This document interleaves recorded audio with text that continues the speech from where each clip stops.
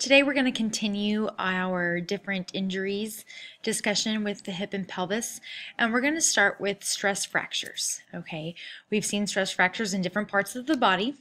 They all have the general same mechanism of injury from repetitive overuse. It is a little bit more significant when we see it in the hip. Okay, just because, again, all those bones are naturally that much stronger. So we see this a lot of times in our distance runners. One of the big problems that we see is, especially in sports where girls tend to have more problems with eating disorders, we see girls that are what we call amenorrheic, which means that they are not having a normal menstrual cycle. That does increase the chance for a stress fracture, and that's really for any part of the body, but it's one of those things that we notice, especially when we're dealing with the hip. So girls, naturally, we have to be a little bit more concerned with those stress fractures. Signs and symptoms: pain, especially when you are weight bearing, not paint with bearing, weight bearing, pain with weight bearing. Our treatment: stop that activity. If it's running that's causing the problem, then you're not running as much. If it's you're jumping, you're on a hard surface, then you have to make those different modifications to make that better. A lot of times being put in a walking boot will help relieve that pressure. So we'll see that even though it's a fracture that's up in the hip area and not down in the foot, that walking boot will still relieve that pressure. So here's an x-ray. Remember, stress fractures are a whole lot more easily noticed in a bone scan, not an x-ray. So this is just showing you the little area where a stress fracture is developed. It looks a whole lot different than just your normal broken bone looking fracture. That's why those bone scans make diagnosis a whole lot easier.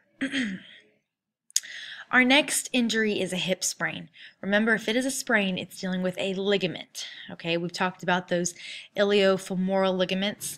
There's tons and tons of ligaments that connect our femur to our different parts of our pelvis. Okay, usually we're going to see the hip sprains with the violent twist. Okay, a lot of rotation. Big force is still going to be another play here. We see this in football. We can see this in wrestling. Sometimes, like in soccer, our foot gets planted and the rest of our body's momentum is going one direction and the foot's going the other direction. Not only can that lead to problems in our ankle and knee as well, but the hip. Signs and symptoms: inability to circumduct the thigh. Again, it's gonna be uncomfortable. There's gonna be pain and swelling. It just depends on how severe that sprain is. Okay, because the hip is very important. Okay, you do oftentimes want to send them for x-rays to make sure that there's not a little hairline fracture in there, because you definitely don't want to have any problems with our femur or our pelvis. Here's a picture just showing again those ligaments that are connecting from the femur, the greater trochanter, and along the head up to the different points on the pelvis. So dislocated hip joint, we've talked about dislocations before. Okay, but they're especially serious when we deal with them in the hip. Okay, they have to be it has to be caused by a very, very big force. All right, most of the times when you're going to have a hip dislocation, it's going to be car accident force. Okay, but it can absolutely happen.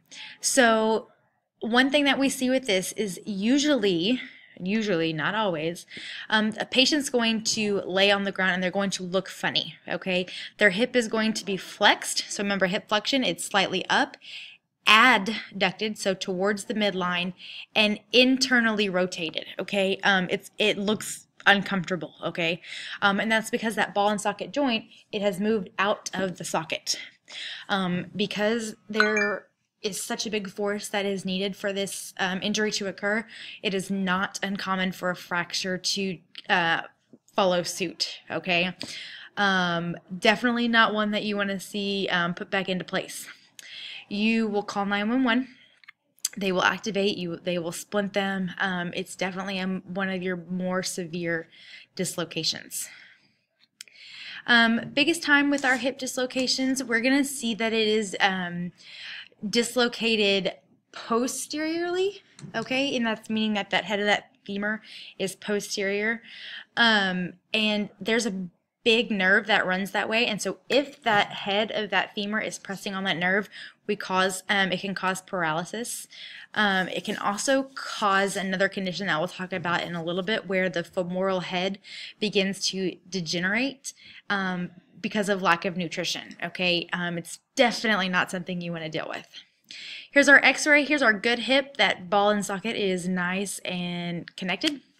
And here it is not. Okay, you can see that that head of the femur should be right here. And it is posteriorly moved. Okay.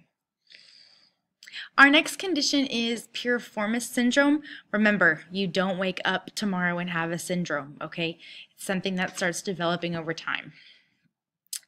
Piriformis syndrome, piriformis, remember, is one of our muscles, okay, located on our butt. It's one of those external rotators. Your piriformis muscle has the sciatic nerve that kind of runs right smack dab in the middle of it, okay?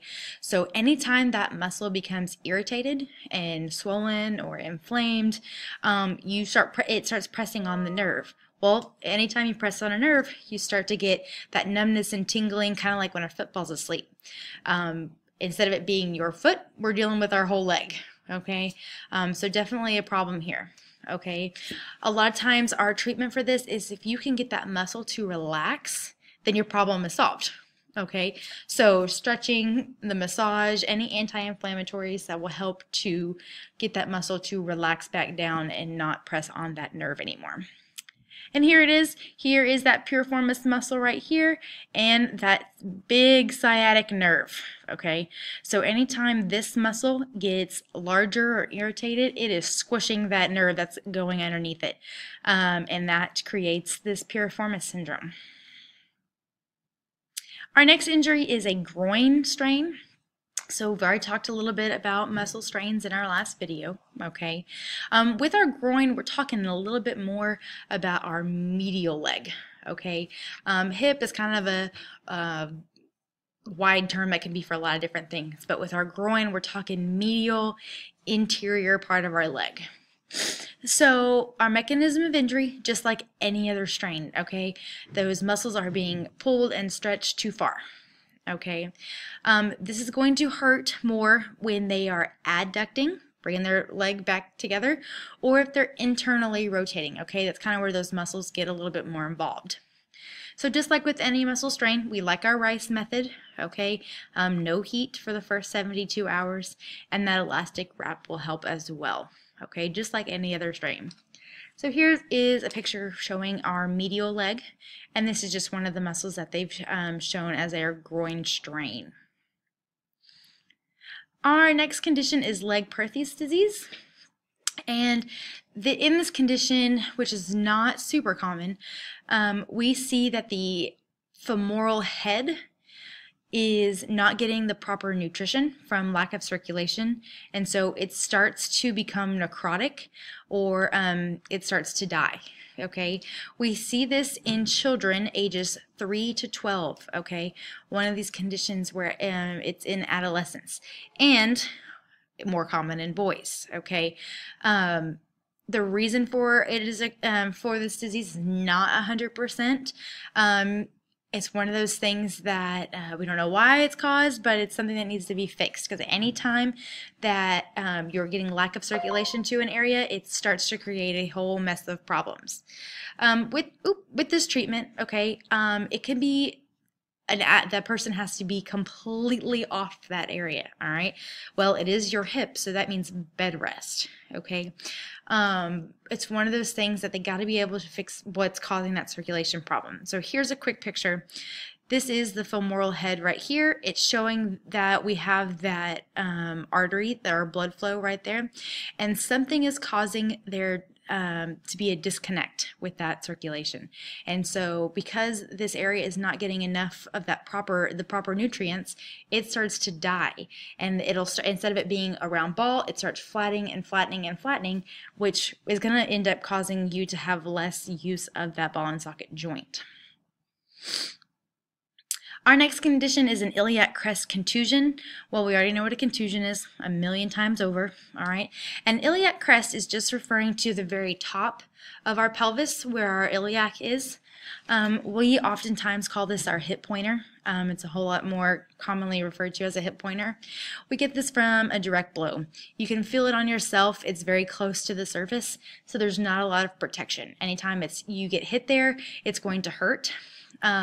It bruises up pretty nicely. So we like to do our rice method, you know, cold, lots of ice. It is one of those situations where we want to make sure that we protect it from future hits while you're trying to heal. All right. And sometimes we have to send them to the doctor just to make sure that they don't have a fracture or anything else going on with that situation. And right here is showing where that hip pointer is. So right here is his top of his iliac crest, and he has that contusion. Okay, we're going to go ahead and stop here, and in our next video we will talk about the next ones.